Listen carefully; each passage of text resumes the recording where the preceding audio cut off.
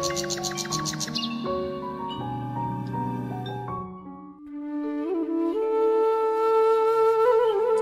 গো, কই গেলি রে মুখ পুরি?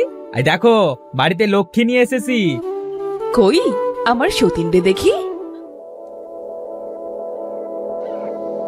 এ কি করলে তুমি? আমাকে রেখে আরেকটা বিয়ে করলে? আমি কি দোষ করেছি? তোমার ওই পোড়া মুখ দেখতে দেখতে আমার স্বামীটা বিরক্ত হয়ে পড়েছিল, তাই আমাকে আনলো। এখন বের হও বাড়ি থেকে। বের হব মানে? কোথায় বের হব? ওগো, তুমি চুপ করে আসো কেন? বুঝতে পারছো না? এখন থেকে এখানে আমি থাকবো, আর তুমি এই বাড়ি থেকে বের হও। আমাদের শান্তিতে থাকতে দিয়ে তুই দূর হয় এখান থেকে, যা। ওগো, তুমি যদি আমার সাথে এমন করো আমি কোথায় যাব বলো? দুকুলে তুমি ছাড়া সে আমার কেউ নেই। তুই কোথায় যাবি তা আমি জানি নাকি? বাড়িতে এসে আমি যেন তোর ওই পোড়া মুখ আর না দেখি।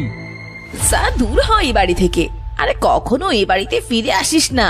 হোগো, তুমি ওকে ঘাড় ধাক্কা দিয়ে বের করে দাও। আজ আমি দেখতে খারাপ বলে আমার সাথে এমন হলো। আল্লাহ একদিনের বিচার করবে।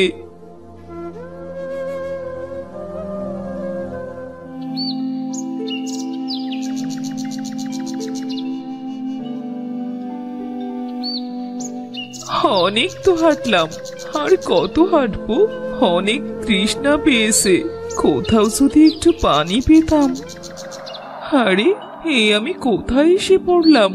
এটা সে একটা জঙ্গল, চারিদিকে তো শুধু গাছ আর গাছ, কোথাও পানির আকার নেই।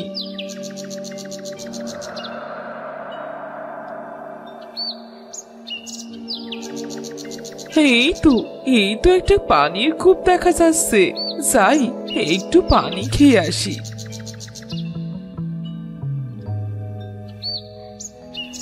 আরে এটা কি এমন জল জল করছে? এটা তো একটা আয়না, খুব সুন্দর তো। এই জঙ্গলে আয়না আসলো কি করে?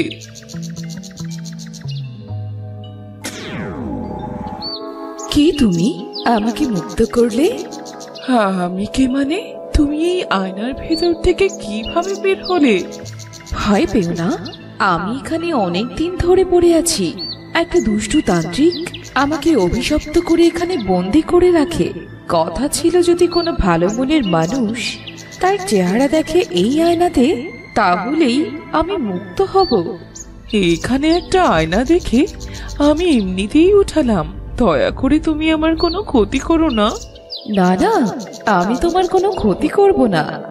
আমি জানি তুমি খুব ভালো একটি মেয়ে, আর তাই তো আমি মুক্তি পেলাম। ভালো হয়ে আর কি করলাম বলো? আমি অসুন্দর বলে স্বামী সংসার সব ছাড়তে হলো। কি বলেছি তুমি অসুন্দর? যার মন সুন্দর সেই তো সুন্দর। তোমার মনটা অনেক ভালো, আমি তোমাকে একটা উপহার দিতে চাই। মানে তুমি আমাকে কি দেবে?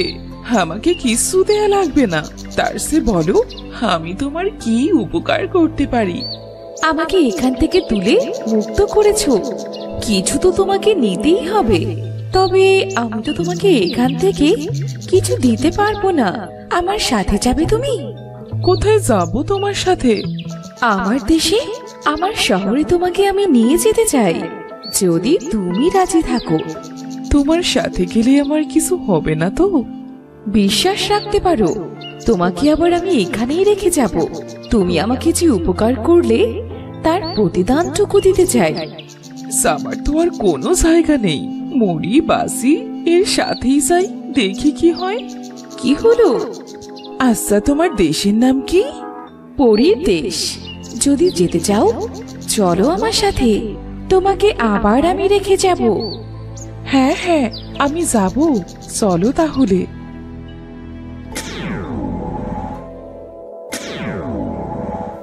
এটা আমি কি দেখছি? হ্যাঁ, এত সুন্দর জায়গা।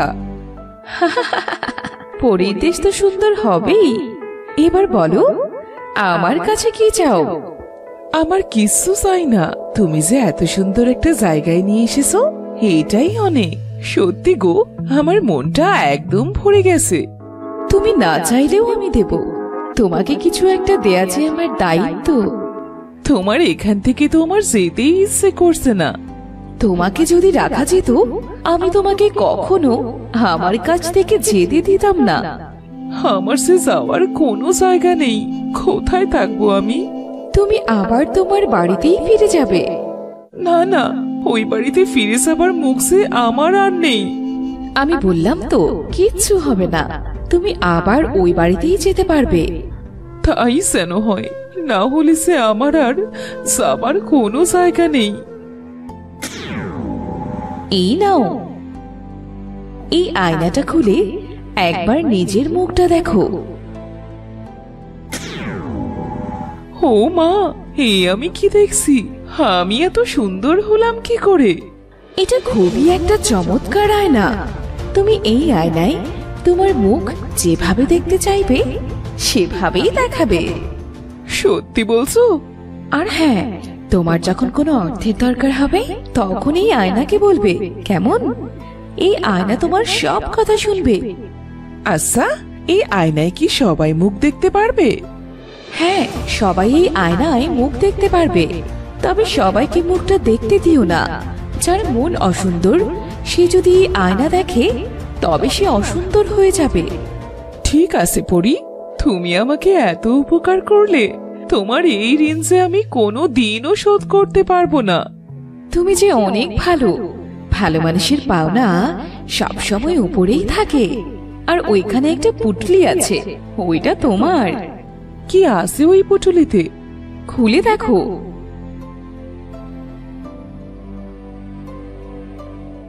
এইগুলো আমার লাগবে না বন্ধু। আরে রাখো, এগুলো তোমার কাজে লাগবে। এবার চলো, তোমাকে আমি পৌঁছে দিয়ে আসি। যাও, এবার বাড়ি ফিরে যাও। আচ্ছা বন্ধু, আমি এবার ফিরে যাচ্ছি। তোমাকে অনেক ধন্যবাদ।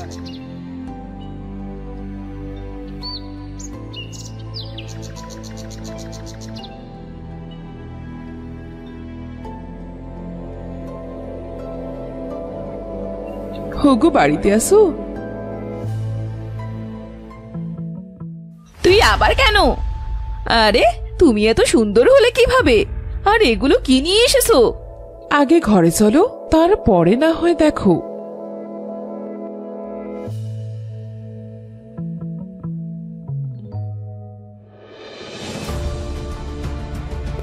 কি বলছো কি রেমি? এই আয়নার এত শক্তি আর এতগুলো স্বর্ণের মোহর আমি তো জীবনেও দেখিনি। আমরা তো এবার অনেক বড় লোক হয়ে যাব।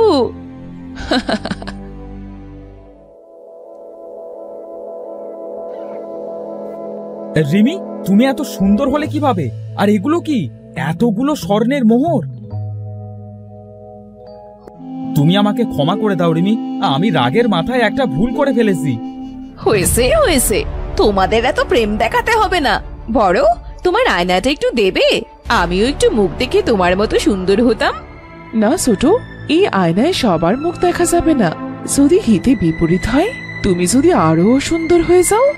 দেখেছো তোমার বড় বউয়ের কেমন হিংসে? যাও, লাগবে না তোমার আয়না। সামান্য একটা আয়না এনে ভাব দেখাচ্ছে। আহা জিমি, থামো তো। ও তো ঠিকই বলেছে। যদি তোমার চেহারা অসুন্দর হয়ে যায় তখন কি করবে? থাক, হয়েছে। এই সবই তোমাদের দুজনার বাহানা মাত্র। আমি যদি ওর থেকে সুন্দর হয়ে যাই, ও আমাকে আয়নাটা তাই দেখতে দিচ্ছে না। তুমি আমাকে ভুল বুঝছো ছোট।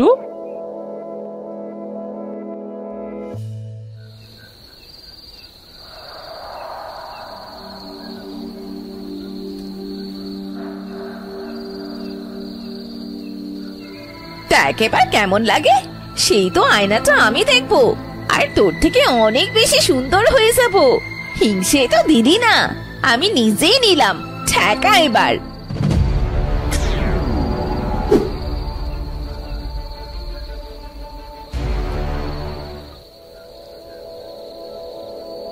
না না, কি দেখলাম? বড় তো ঠিকই বলেছিল। দেখি তো আমার আয়নাটা একবার।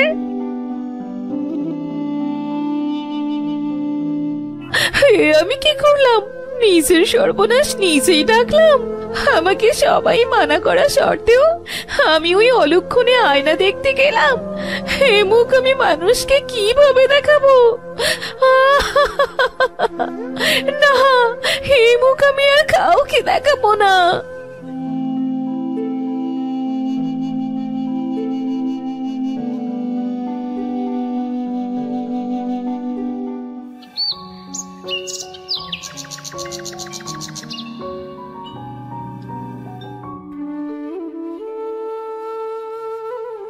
হগু, সিমিকে যে কোথাও দেখছি না, তুমি কি ওকে দেখেছো?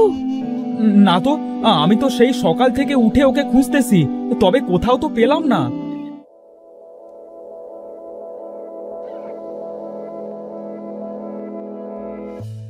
সা মনে মনে বলেছিলাম, তাই তো হলো।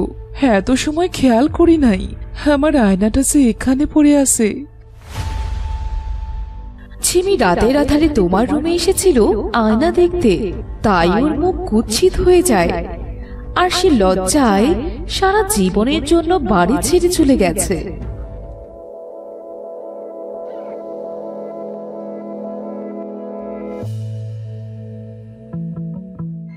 ছোট বউয়ের অনেক লোভ, ওর লোভের জন্য এমন পরিণতি হলো।